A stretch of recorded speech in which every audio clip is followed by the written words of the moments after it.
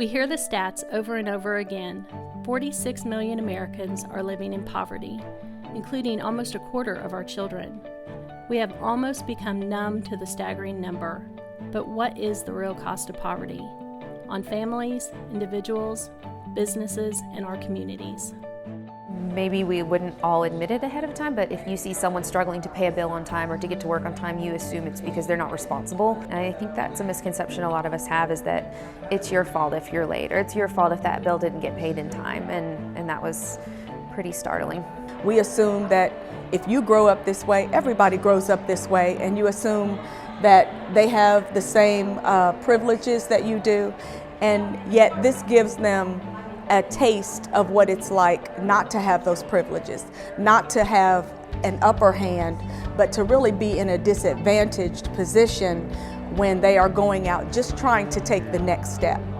So who is the perfect audience to come to a C.O.P.E, a cost of poverty experience simulation? Anybody volunteering with a church, a ministry, a nonprofit in the community, interfacing with people from an environment of poverty. This is going to deepen your insight and give you more compassion and empathy for the folks you're working with.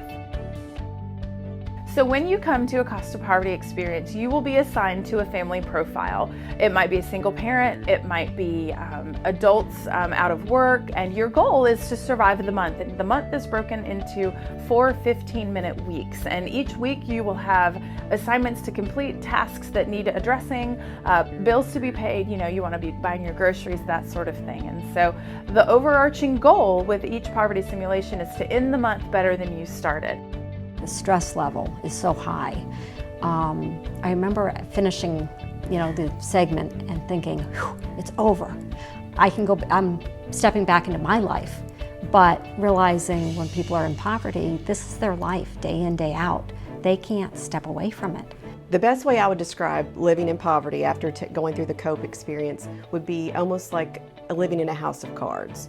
You have to put things a certain way to be able to build up even just a little bit, and you think you're getting ahead, and then one tiny little win comes and it's all flat again, and you've got to start again. After going through the C.O.P.E experience, my perspective completely changed.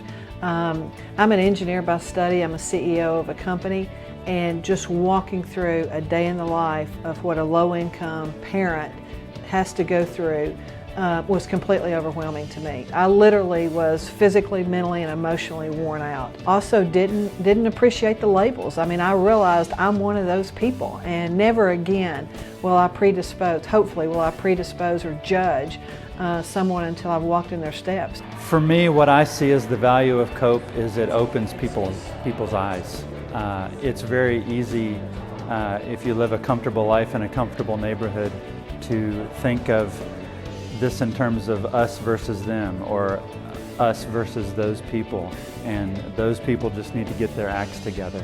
C.O.P.E really opens your eyes to all the factors that people living in poverty, people living on the margin face in their daily lives, the different challenges that they face trying to climb out of their situation, some of them facing the same situation for generations. It seems like such a simple exercise, but the lessons that are learned and the lessons that I hear expressed through the debrief time are really profound, and people are seeing things differently, sometimes for the first time in their lives.